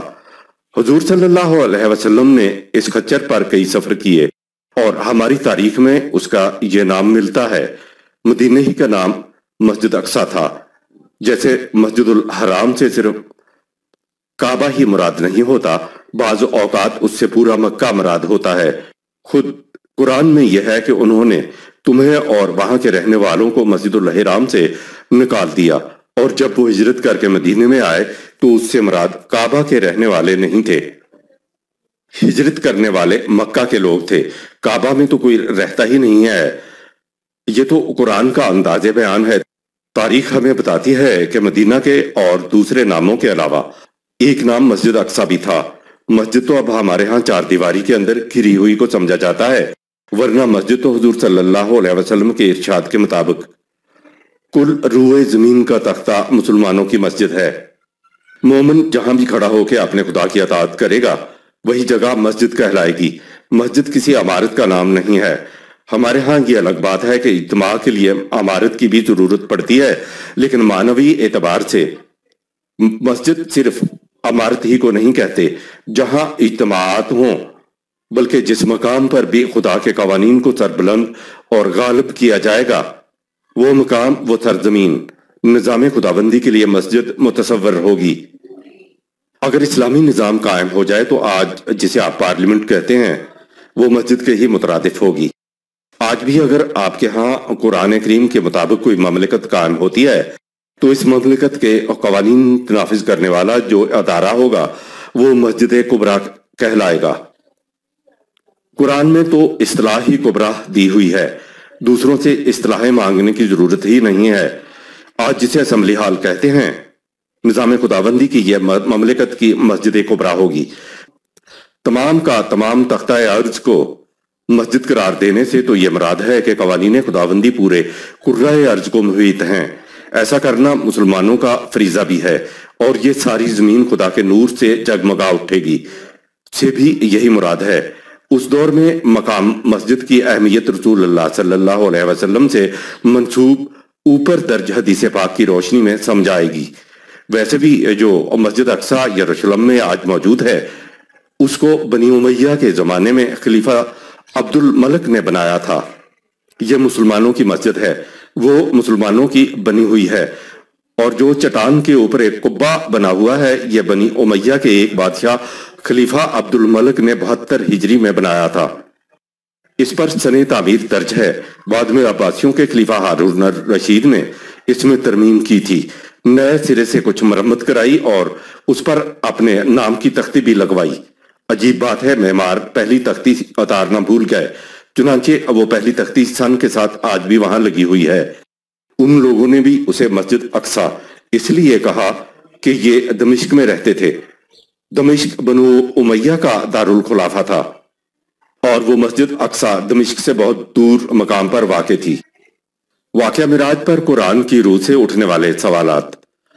خدا کے پاس تشریف لے جانے سے متعلق حضرت عائشہ رضی اللہ تعالی عنہا اور حضرت ابن عباس رضی اللہ تعالی عنہ کا خیال ہے کہ معراج خواب میں ہوئی، جسم کے ساتھ نہیں ہوئی، لیکن اکثریت نے ان روایات کو مسترد کر دیا، اور معنی اب یہ جاتا ہے کہ حضور صلی اللہ علیہ وسلم نے معراج جسم کے ساتھ کی تھی۔ خدا کی قادر مطلقیت ہمیں تسلیم، لیکن معراج خواب میں ہوئی ہو یا جسم مبارک کے ساتھ، اعتراض پڑتا ہے کہ حضور صلی اللہ علیہ وسلم جسم مبارک کے ساتھ کہیں تشریف لے جاتے ہیں، وہاں ایک ہموار سطح ہے، وہاں خدا بیٹھا ہوا ہے، تو گویا یہ ساری چیز مادی فزیکل ہوئیں۔ جب ہی تو خدا کو بھی کسی مادی جگہ کے اندر محدود کیا گیا ہے۔ اس کے برعکس قرآن کہتا ہے کہ تم جہاں بھی ہو خدا تمہارے ساتھ ہے۔ سورہ 57 آیت نمبر 4۔ دوسری جگہ ہے ہم تو انسان کی رگ جان سے بھی زیادہ قریب ہیں، سورہ 50 آیت نمبر 16۔ اس کے علاوہ جدھر بھی تم نگاہ اٹھاؤ گے خدا وہاں موجود ہوگا، سورہ 2 آیت 115۔ قرآن تو خدا کا یہ تصور دیتا ہے۔ اس کے برعکس اگر خدا کا یہ تصور آ جائے کہ وہ کسی خاص مقام میں کسی خاص جگہ کے اندر بیٹھا ہے تو خدا کے متعلق یہ تصور قرآن میں دیے ہوئے خدا کے تصور سے انکار ہے۔ یوں تو خدا جگہ مقام سپیس میں محدود ہو کر رہ گیا ہے، اور یہ قرآن کے تصور خدا کے خلاف ہے۔ قرآن کا تصور خدا ہر قسم کی انسانی تفسیر سے پاکیزہ ہے۔ قرآن کہتا ہے کہ خدا هو الاول والآخر، سورہ 57 آیت 3 ہے۔ ایسا ہونے کی جہت سے خدا ٹائم یعنی زمان کی حدود سے نکل گیا، اور وہ هو الظاہر هو الباطن، سورہ 57 آیت نمبر 3۔ ایسا ہونے کی جہت سے خدا سپیس یعنی مکان سے بھی نکل گیا۔ ٹائم اینڈ سپیس کی حدود سے ماورا خدا کا تصور صرف قرآن دیتا ہے۔ یہ تصور دنیا کا اور کوئی مذہب پیش نہیں کرتا۔ جسے آپ مادہ کہتے ہیں اس کی تعریف یہ ہے کہ وہ جگہ سپیس گھیرتا ہے، مادہ اپنی جگہ لیتا ہے اور ٹائم میں ایگزسٹ کرتا ہے۔ تو گویا جو چیز سپیس کے اندر ہو وہ ٹائم میں ایگزسٹ کرے تو وہ مادہ میٹیریل ہوتی ہے۔ اگر خدا کے متعلق بھی یہ تصور ہو جائے کہ وہ کسی خاص جگہ پر ہے، پھر وہ تو مادی انداز کا خدا ہو جاتا ہے۔ سبحان اللہ عما یصفون، سورہ 23 آیت نمبر 91، سورہ 37 آیت نمبر 159۔ یہ لوگ قرآن کے تصور خدا کے علاوہ جو تصور خدا کا رکھتے ہیں وہ اس سے بہت اونچا، بہت دور اور پاک ہے۔ قرآن کے خدا کا تصور بڑا ہی منزہ اور بلند ہے، جو ٹائم اینڈ سپیس کی حدود سے ماورا اور منزہ ہے۔ اگر ہم خدا کی قدرت ثابت کرنے کے لیے خدا کو مجسم طور پر کسی مقام سپیس کے اندر محدود کر دیں گے جہاں ایک شخص اپنے جسم کے ساتھ اس کو ملنے کے لیے جاتا ہے، تو ہم نے خدا کو مقام سپیس کے اندر محدود کر دیا۔ ویسے تو آج ایک شخص کمرے میں بیٹھا ہوا ہزاروں میل کے فاصلے پر بیٹھے شخص سے باتیں کر سکتا ہے، لیکن جب ایک انسان کو جسم کے ساتھ اس سے ملنے جانا پڑے گا تو جس سے ملنے جایا جا رہا ہے اس کو تو کسی ایک جگہ کے اوپر بیٹھا ہوا ہونا چاہیے جہاں جا کر اس سے ملا جائے۔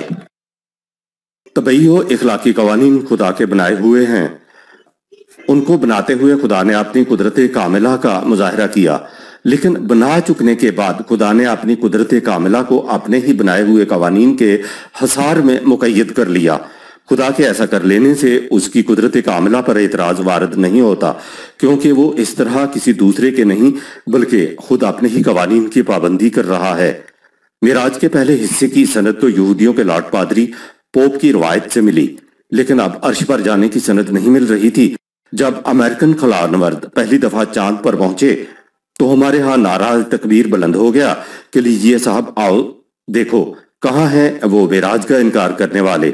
کہا کم وقتوں امریکہ کے دو کفار کے متعلق تو تمہارا عقیدہ ہے کہ وہ چاند پر پہنچ گئے، لیکن رسول اللہ صلی اللہ علیہ وسلم جیسی ذات اقدس کے متعلق انکار کہ وہ عرش معلی پر نہیں جا سکتے۔ کیوں؟ طبعی قوانین ہمیشہ کے لیے غیر متبدل ہیں، خدا ان کو کبھی غیر مؤثر نہیں کرتا۔ امریکہ غیر متبدل طبعی قوانین کو مسخر کرتے ہوئے چاند پر پہنچا ہے اور اپنی تسخیر کی روح سے اور نہ جانے کتنے اور سیاروں کو مسخر کرے گا۔ روایات گھڑنے والوں کا علم فلکیات سے متعلق بالکل نہیں تھا، اسی لیے مختلف انبیاء کو مختلف آسمانوں پر بٹھا دیا گیا۔ آج آسمانوں کی حقیقت ہماری حد نگاہ کے سوا اور کچھ نہیں ہے۔ ان کو یہ بھی معلوم نہیں تھا کہ سیڑھی سے چھت پر تو چڑھا جا سکتا ہے، آسمان پر نہیں۔ رسول اللہ صلی اللہ علیہ وسلم سے منسوب معراج سے متعلق روایات سے معلوم ہوتا ہے کہ روایات گھڑنے والوں کا علم اپنے زمانے کے دیگر انسانوں کے برابر ہی تھا، جو وہی نبی کو خدا کی طرف سے ملتی تھی۔ اس میں تو خدا نے یہ کہہ دیا کہ اس میں نبی کے اپنی فکر کا، کاوش کا، محنت کا، صلاحیت کا، فراست کا کوئی تعلق نہیں ہے۔ ما ینطق عن الہویٰ، سورہ 33 آیت نمبر 3۔ وحی کی بنیادی تعریف یہ ہے کہ اس میں انسانی فکر کا کوئی دخل نہیں ہوتا، وہ ایک خالصتاً خارج سے کائنات سے باہر سے ملنے والا علم ہوتا ہے جو خدا کی طرف سے نبی کو دیا جاتا تھا، اور وحی کا علم یہ بھی نہیں کہ اس علم کے صرف تصورات یا تخیلات دیے جاتے تھے، بلکہ اس کے تو الفاظ دیے جاتے تھے۔ رسول اللہ صلی اللہ علیہ وسلم کے متعلق بھی کہا کہ اس میں اس کی اپنی فکر کا کوئی دخل نہیں۔ تو یہ جو ہمارے سامنے وحی کا متن ہے جسے ہم قرآن کہتے ہیں، اس میں جس قدر حقائق اور معارف ہیں، سورہ 10 آیت نمبر 15، جس قدر اس کے اندر احکام ہیں، باتیں ہیں، ان میں نبی کا اپنا کوئی دخل نہ ہوا، کیونکہ وحی تو خدا کی طرف سے آتی تھی، سورہ 10 آیت نمبر 15۔ قرآن میں اگر کوئی چیز ہمیں ایسی ملتی ہے جو واقعی آنکھیں کھول دینے والی ہے، حقیقت کشا ہے، بڑی بلند ہے، عظیم و بے مثل ہے، تو رسول اللہ صلی اللہ علیہ وسلم کی اپنی ذات کا اس میں کوئی دخل نہیں ہے۔ وہ تو خدا کی طرف سے بھیجے ہوئے الفاظ تک وحی ہیں جو حضور صلی اللہ علیہ وسلم نے لوگوں تک پہنچا دیے۔ تو وحی کی حد تک تو یہ بات بنی کہ حضور صلی اللہ علیہ وسلم کی ذات کو وحی کا متن جو قرآن میں درج ہے اس کا کوئی کریڈٹ نہیں چاہتا۔ کریڈٹ تو صرف اتنا ہی ہے کہ وہ رسول اللہ صلی اللہ علیہ وسلم امین ہیں، اس نے وحی میں خیانت نہیں کی، جو خدا کی طرف سے ملا اس صلی اللہ علیہ وسلم نے اسے دوسروں تک بائینہ ہی پہنچا دیا۔ قرآن نے بار بار کہا ہے کہ قل انما انا بشر مثلکم یوحی الیہ، سورہ 18 آیت نمبر 110۔ ان سے کہہ دو کہ جو وحی ہے وہ تو خدا کی طرف سے مجھے ملتی ہے، اس کے بعد میں تمہارے ہی جیسا ایک بشر ہوں۔ وحی ملنے کے بعد یہاں سے رسول کے مقام کی عظمت شروع ہوتی ہے کہ ایک انسان ہوتے ہوئے وحی خداوندی کی روشنی میں وہ اتنا عظیم انقلاب برپا کر جاتا ہے کہ جس کی نظیر دنیا میں نہیں مل سکتی۔ جو کچھ نبی صلی اللہ علیہ وسلم کرتا ہے اس میں جس قدر تدابیر ہوتی ہیں وہ رسول کی اپنی فہم و بصیرت کا نتیجہ ہوتی ہیں، جس قدر وحی کے نفاذ میں یا اس کے پروگرام پر عمل کرنا اور کرانا ہوتا ہے وہ نبی کی اپنی سیرت و کردار کی بنا پر ہوتا ہے۔ وہ اپنے اختیار و ارادے سے ایک انسان کی حیثیت میں یہ کچھ کرتا ہے، اس لیے رسول کا کردار ہمارے لیے اسوہ نمونہ بنتا ہے، سورہ 33 آیت نمبر 21۔ اگر یہ سب کچھ بھی رسول کا یہ ہو کہ جو خدا کرائے وہ کرتا چلا جائے، جو خدا کہلوائے وہ کہتا چلا جائے، تو پہلی چیز تو یہ کہ رسول کو اس کا کریڈٹ جاتا ہی نہیں، کیونکہ خدا نے جو کہلوایا کہہ دیا اور جو اس سے کروایا اس نے کر دیا۔ بعض باتیں تو رسول اللہ صلی اللہ علیہ وسلم سے ایسی بھی منسوب ہیں کہ وہ سب کچھ خدا نے ہی کر کے دیا۔ اگر ساری زندگی اس طرح سے گزر گئی تو بتائیے اس میں ذات اقدس و اعظم محمد صلی اللہ علیہ وسلم کا اپنا کیا حصہ ہوا؟ اس میں تو رسول کی کوئی سیرت ہی نہیں آتی۔ پھر یہ تو وہی کچھ ہے کہ جو کچھ خدا کروا رہا ہے وہ اسے کرتا چلا جا رہا ہے، نہ اپنا اختیار، نہ اپنا ارادہ، نہ اپنی بصیرت، نہ اپنی فراست، نہ کوئی اپنی تدبیر، نہ کوئی اپنا کارنامہ اور نہ کوئی اپنا لایا ہوا انقلاب۔ غور کیجئے کہ جس چیز کو حضور صلی اللہ علیہ وسلم کی اتنی بڑی عظمت کہہ کر بیان کیا جاتا ہے اس میں تو حضور صلی اللہ علیہ وسلم کا اپنا کوئی حصہ ہی نہیں رہتا، اور نہ ہی قرآن کے معارف اور معانی اور معارف میں، کیونکہ یہ خدا کے دیے ہوئے ہیں۔ اقوال منسوب الی الرسول جنہیں احادیث کہتے ہیں وہ خدا کی طرف سے وحی نہیں ہیں۔ ایک عقیدہ ہے کہ نطق نبوی کی دو اقسام ہیں، ایک نطق وحی مطلوع یعنی وحی جلی ہے جس کی تلاوت کی جاتی ہے اور یہ قرآن میں محفوظ ہے، دوسرا نطق وحی غیر مطلوع یعنی وحی خفی ہے جس کی تلاوت نہیں کی جاتی اور یہ وحی قرآن سے باہر احادیث میں ہے۔ اس عقیدے کی روح سے ہر وہ لفظ جسے آپ نطق نبوی کہیں گے، یعنی ساری زندگی رسول اللہ صلی اللہ علیہ وسلم نے جو بھی باتیں کی وہ بھی خدا کی طرف سے وحی تھیں۔ ایک حصہ قرآن میں ہے اور دوسرا حصہ قرآن سے باہر احادیث ہیں۔ اب اگر یہ تسلیم کر لیا جائے کہ وحی غیر مطلوع یعنی احادیث بھی وحی خداوندی ہے، تو پھر جس طرح قرآن کے مندرجات میں جو حقائق و معارف ہیں ان میں حضور صلی اللہ علیہ وسلم کی ذات کا اپنا کوئی حصہ نہیں ہے، اسی طرح پوری زندگی میں حضور صلی اللہ علیہ وسلم جو ارشادات فرمائے اس میں رسول اللہ صلی اللہ علیہ وسلم کا اپنا کوئی حصہ نہ ہوا۔ احادیث کو اگر ہم تسلیم کر لیں کہ یہ حضور صلی اللہ علیہ وسلم کی احادیث ہیں تو احادیث میں جو کچھ حقائق و معارف ملیں تو ان کا کریڈٹ بھی حضور صلی اللہ علیہ وسلم کو نہیں جائے گا۔ تو پھر جیسے قرآن کے اندر حقائق ہیں اسی قسم کے احادیث کے اندر حقائق و معارف خدا کی طرف سے ہیں، لہٰذا پھر تو ساری زندگی میں کوئی ایک لفظ بھی ایسا نہیں جس کے متعلق ہم یہ کہہ سکیں کہ یہ کتنے بلند مرتبے کی بات رسول اللہ صلی اللہ علیہ وسلم نے کی۔ بات تو رسول نے کی ہی نہیں، بات تو وہ خدا کر رہا ہے۔ عقیدے کے مطابق قرآن اور احادیث دونوں ہی وحی ہیں، اور دونوں وحی خداوندی پر مبنی نطق رسول اللہ صلی اللہ علیہ وسلم ہیں۔ تو پھر احادیث کو قرآن کیوں نہیں کہا جا سکتا، اور قرآن کو حدیث کیوں نہیں کہا جا سکتا؟ یہ الگ الگ نام کیوں ہیں جبکہ عقیدے کے مطابق دونوں میں جانب اللہ ہیں؟ مزید آگے آئیے، جہاں کہیں قرآن کی آیت لکھی ہوئی آئے گی اسے تو قال اللہ تعالی کہا جاتا ہے، اور جہاں کہیں حدیث آئے گی اسے قال رسول اللہ کہا جاتا ہے۔ تو اگر وہ دونوں قرآن اور حدیث وحی خداوندی ہیں تو قال رسول یعنی رسول کا قول کیسے ہو گیا؟ یہ بھی قال اللہ تعالی کیوں نہ ہوا؟ یہ تقسیم ہی غلط ہے۔ اب آپ کو معلوم ہوا ہوگا کہ منکر حدیث کس کو کہا جاتا ہے۔ اس عقیدے کی روح سے تو رسول اللہ صلی اللہ علیہ وسلم کی اپنی کوئی حدیث ہوتی ہی نہیں، کیونکہ جب ارشادات وحی پر مبنی ہیں تو قال اللہ تعالی ہوئے، قال رسول کیسے ہو گئے؟ ساری عمر جو حضور صلی اللہ علیہ وسلم نے فرمایا وہ تو پھر وحی خداوندی ہو گیا۔ رسول اللہ صلی اللہ علیہ وسلم کا تو اپنا کوئی لفظ ہی نہ رہا۔ پھر جتنا کچھ حضور صلی اللہ علیہ وسلم نے کر کے دکھایا، اگر بالفرض وہ معجزات تھے تو معجزات کا کریڈٹ بھی رسول اللہ صلی اللہ علیہ وسلم کو نہیں پہنچتا۔ آپ صلی اللہ علیہ وسلم تو خود کر کے نہیں دکھاتے تھے، وہ تو خدا آپ سے کروا دیتا تھا۔ چاند کی طرف آپ صلی اللہ علیہ وسلم نے انگلی سے اشارہ کیا، خدا نے چاند کو 2 ٹکڑے کر دیا، تو سوچئے اس میں رسول اللہ صلی اللہ علیہ وسلم کے حصے میں کیا کریڈٹ آیا؟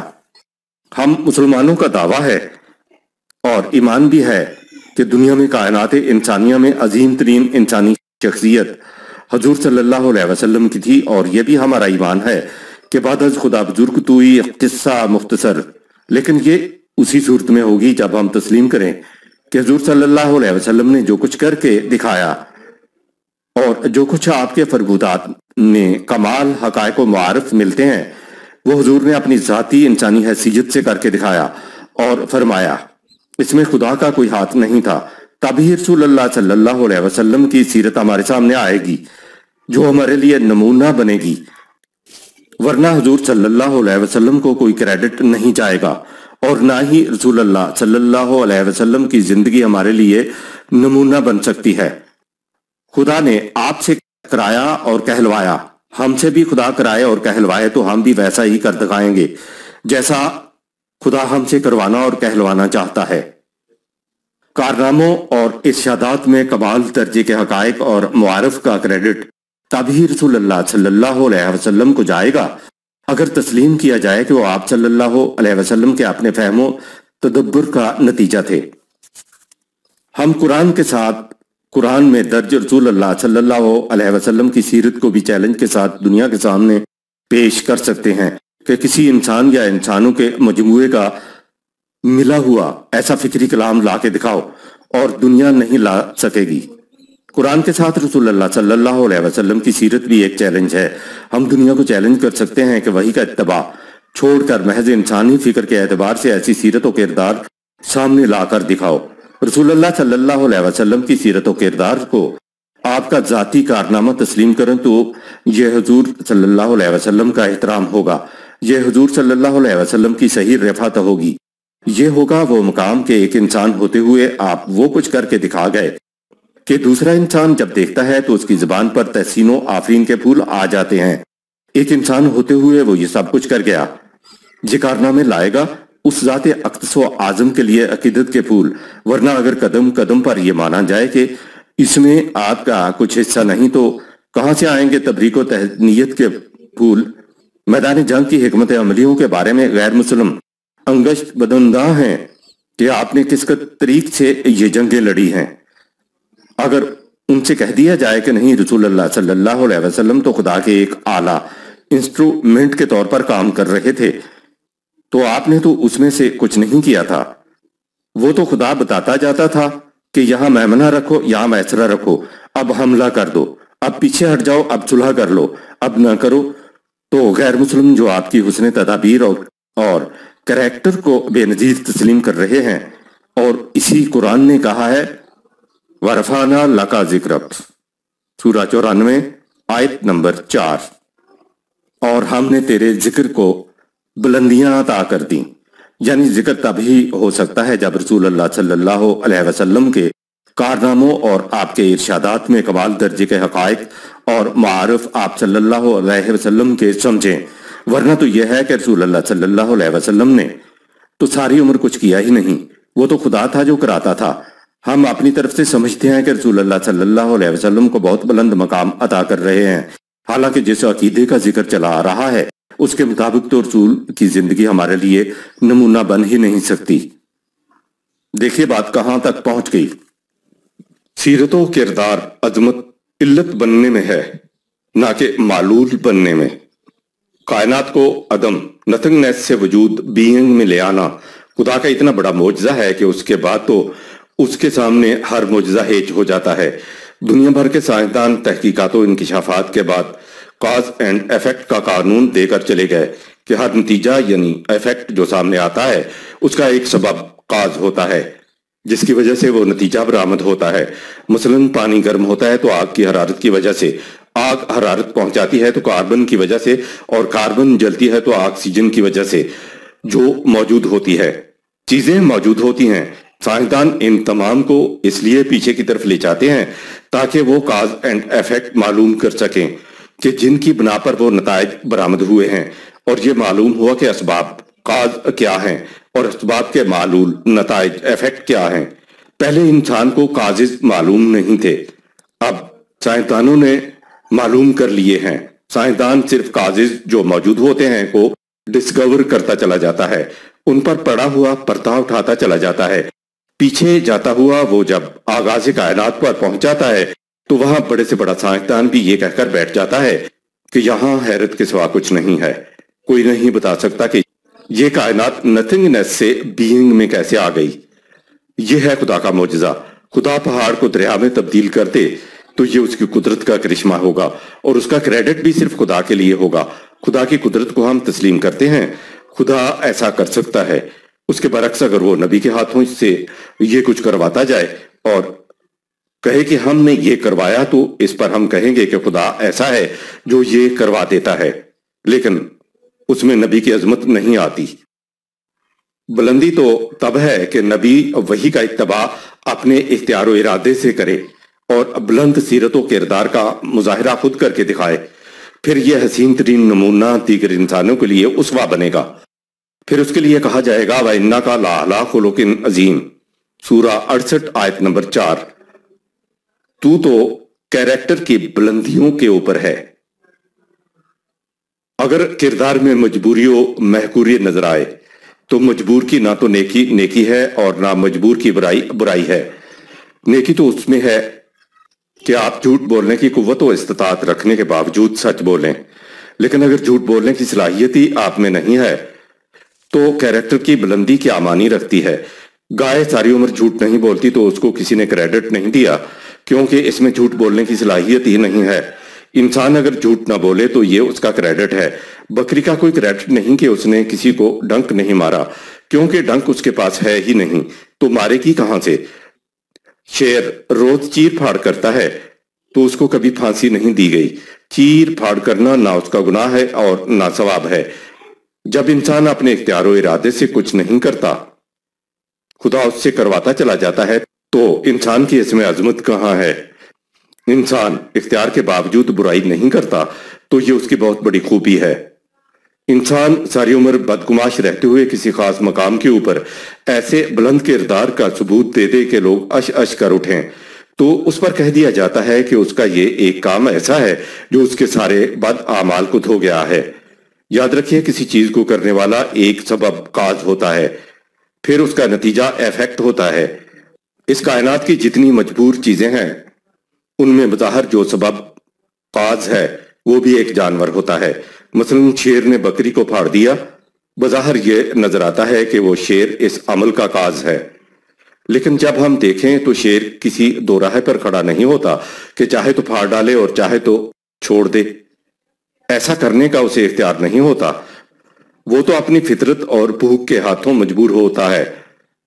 اس عمل میں وہ شیر اس کا کاز نہیں بنتا، اس لیے شیر کو اس کا کریڈٹ نہیں جاتا اور نہ ہی مجبور کا کوئی کیریکٹر ہوتا ہے۔ لہٰذا جتنا کوئی شخص کسی نتیجے ایفیکٹ کا سبب کاز بنتا ہے اتنا ہی اس کا کریکٹر بنتا ہے، اتنی ہی اس کی اعلیٰ سیرت مرتب ہوتی ہے۔ ہم مجرم کو مجرم بھی اس لیے کہتے ہیں کہ اختیار و ارادہ رکھتے ہوئے وہ اس کا کاز ہوتا ہے۔ انسان اپنی زندگی میں جتنے کاموں پر وہ خود اپنے اختیار و ارادے سے کاز ہوگا انہی سے اس کا نامہ اعمال مرتب ہوگا۔ اگر انسان اچھے کاموں کا کاز ہے تو وہ اچھا انسان ہوگا۔ جتنا کسی انسان کے عمل کا کاز عرفہ و اعلیٰ ہوگا اتنا ہی انسان کا کیریکٹر اعلیٰ ہوگا، اور یہ ہوگا انسان کا کریڈٹ۔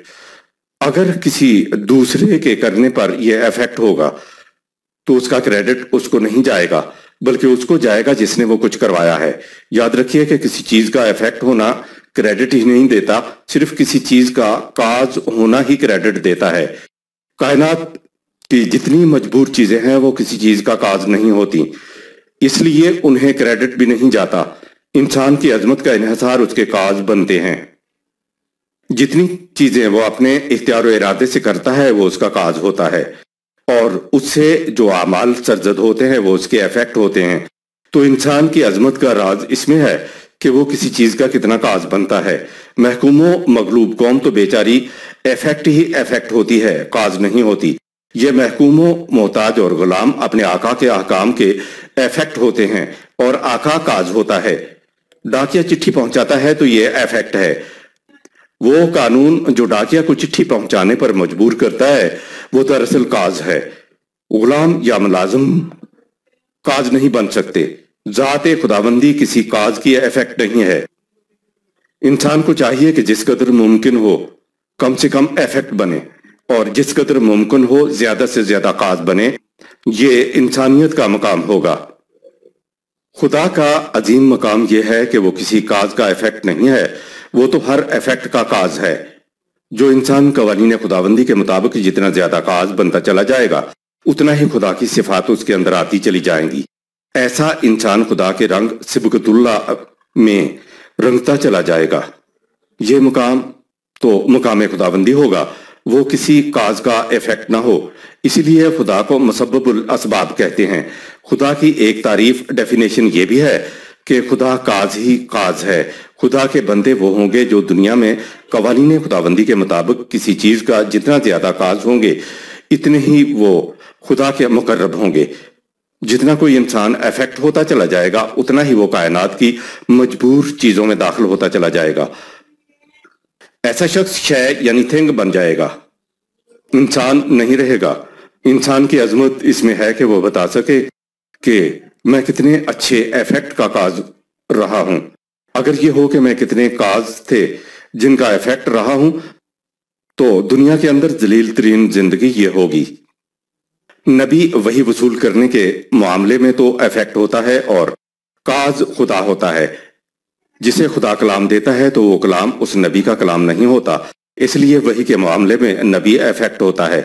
اگر عقیدت مندی سے اور بڑا اونچا مقام دینے کے لیے یہ مان لیا جائے کہ نبی ساری زندگی ہر لفظ خدا کی طرف سے بولتا ہے، ہر کام خدا اس سے کرواتا ہے، تو پھر یہ تو آل ایفیکٹ ہو گیا، تو پھر نبی کسی عمل کا کاز نہیں رہا۔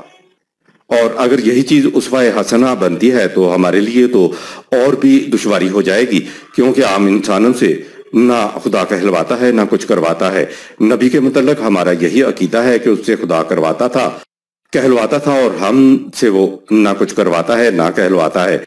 اگر ہم خود اپنے اختیار و ارادے سے کچھ کریں تو ہمارا کچھ کرنا رسول اللہ صلی اللہ علیہ وسلم کے اسوہ کے خلاف چلا جائے گا، جس کا احادیث کی روح سے لوگوں کو تصور دیا جاتا ہے۔ عقیدت مندیوں کا دھواں نبی کے اسوہ کی تصویر کو سیاہ کر دیتا ہے۔ یہ بات یاد رکھی جانے کے قابل ہے کہ مذہب کی دنیا اپنے رسول کو اپنے خود ساختہ عقائد و خیالات میں جن عظمتوں کا مالک قرار دیتی ہے، اگر ان کا تجزیہ کیا جائے تو آپ دیکھیں گے کہ اس میں رسول کی اپنی حیثیت، اپنی شخصیت، اپنی ذات، اپنا کردار، اپنی سیرت، اپنی بصیرت کچھ بھی نہیں رہتی۔ وہ تو معاذ اللہ ایک اعلیٰ انسٹرومنٹ بن جاتا ہے، یعنی جو خدا کہلوائے کہتا ہے، جو کروائے کرتا ہے۔ حقیقت یہ ہے کہ یہ بات نہیں ہے۔ وحی کی حد تک تو ایک نبی کی یہ پوزیشن ہوتی تھی کہ جو وحی دی گئی وصول کر لی اور رسول نے لوگوں تک اس کو پہنچا دیا۔ جب مخالفین نے مفاہمت کی خاطر وحی میں تبدیلی کا مطالبہ کیا تو کہہ دیا ان نتبع اللہ، میں بھی تمہاری طرح ایک انسان ہوں اور دوسروں کی طرح میں بھی اس وحی کا اتباع کرتا ہوں۔ یہی تو اصل بات ہے کہ میں بھی اس کی خلاف ورزی کروں تو خدا کے عذاب سے میں بھی نہیں بچ سکتا۔ یہ ہے عظمت رسول۔ اور پھر اپنے اختیار و ارادے سے ہر کام کی، ہر عمل کی، ہر فیصلے کی ذمہ داری قبول کرے گا اور کہے گا میں نے یہ کیا ہے۔ اپنی ذمہ داری کو قبول نہ کرنا تو شیطان کا شیوا ہے۔ مشہور ہے کہ روما کے بہت بڑے گرجے میں حضرت عیسیٰ علیہ السلام کی ایک نہایت نادر تصویر تھی۔ بجلی کے بلب تو اس زمانے میں تھے نہیں، لہٰذا ہر عقیدت مند جاتا اور اس کے نیچے اپنی عقیدت کی ایک موم بتی جلا جاتا یا تیل کی شمع روشن کر دیتا۔ آہستہ آہستہ عقیدت مندیوں کی ان موم بتیوں اور شمع کے دھوئیں سے وہ تصویر کالی سیاہ چیکٹ ہو گئی۔ تصویر غائب اور چیکٹ چیکٹ رہ گئی۔ یہ عقیدت مندیوں کے دھوئیں تصویروں کے ساتھ یہ کچھ کرتے ہیں۔ حضور صلی اللہ علیہ وسلم کے ساتھ عقیدت مطلوب نہیں ہے۔ قرآن نے رسول اللہ صلی اللہ علیہ وسلم کی زبان مبارک سے کہلوایا کہ میں تمہیں خدا کی طرف علی وجہ البصیرت دعوت دیتا ہوں۔ میں بھی ایسا کرتا ہوں اور میرے پیچھے چلنے والے، میری سنت کے مطابق چلنے والے بھی علی وجہ البصیرت ایسا ہی کریں گے۔ عقیدت کی نہیں، دین میں بصیرت کی ضرورت ہوتی ہے۔ عقیدتیں تو شخصیتوں کو دھندلا دیتی ہیں، یہ تو بصیرت کی روشنی ہے جو شخصیت کی تصویر کو جگمگا دیتی ہے۔ آپ سیرت رسول صلی اللہ علیہ وسلم کا مطالعہ، اس کا مشاہدہ اور دنیا میں اس کی تبلیغ بصیرت کی روح سے کیجیے۔ علی وجہ البصیرت دنیا کو دکھائیے کہ دیکھیے ایک شخص انسان ہوتے ہوئے بھی اپنی طرف سے کیا کچھ کر کے دکھاتا ہے۔ یہ ہوگی حضور صلی اللہ علیہ وسلم کی صحیح عظمت، یہ ہوگا حضور صلی اللہ علیہ وسلم کا صحیح شرف و مجد، اور یہ ہے حضور صلی اللہ علیہ وسلم کا صحیح مقام۔ آیت نمبر 2۔ وَآتَيْنَا مُوسَى الْكِتَابَ وَجَعَلْنَاهُ هُدًى لِبَنِي إِسْرَائِيلَ أَلَّا تَتَّخِذُوا مِن دُونِي وَكِيلًا۔ اور ہم نے موسیٰ علیہ السلام کو بھی اسی طرح کی کتاب عطا کی تھی اور اسے صرف بنی اسرائیل کے لیے ہدایت نامہ بنایا، اور اس سے کہہ دیا کہ وہ اس کتاب کے علاوہ اور کسی کو اپنا کارساز نہ سمجھیں اور اس پر پورا پورا بھروسہ رکھیں۔ داستان بنی اسرائیل یہاں کتاب ملنے سے شروع ہوتی ہے۔ کتاب دینے کے بعد خدا نے موسیٰ علیہ السلام سے کہا تھا کہ ہم تمہیں اپنی نشانیاں آیات الکبریٰ دکھائیں گے، جاؤ فرعون کی طرف۔ رسول اللہ صلی اللہ علیہ وسلم کو بھی خدا ہجرت کرا کر مدینہ لے گیا تاکہ آیات الکبریٰ یعنی نظام کے اندر قوانین خداوندی پر عمل کرنے کے ابھرتے اور محسوس نتائج دکھائے۔ اس لیے خدا نے ہجرت رسول اللہ صلی اللہ علیہ وسلم کے بعد کتاب موسیٰ سے بات شروع کی ہے، یعنی ہم نے موسیٰ علیہ السلام کو بھی کتاب دی جس طرح تمہیں کتاب دی۔ کتاب پر عمل کر کے موسیٰ علیہ السلام نے وہ کچھ کر دکھایا اور اب تم یہ کچھ کر کے دکھاؤ۔ موسیٰ علیہ السلام اور آپ کی تعلیم میں یہ فرق ہے کہ وہ صرف قوم بنی اسرائیل کے لیے تھی اور یہ ہدی للناس ہے، پوری انسانیت کے لیے ہے۔ صدق اللہ العظیم۔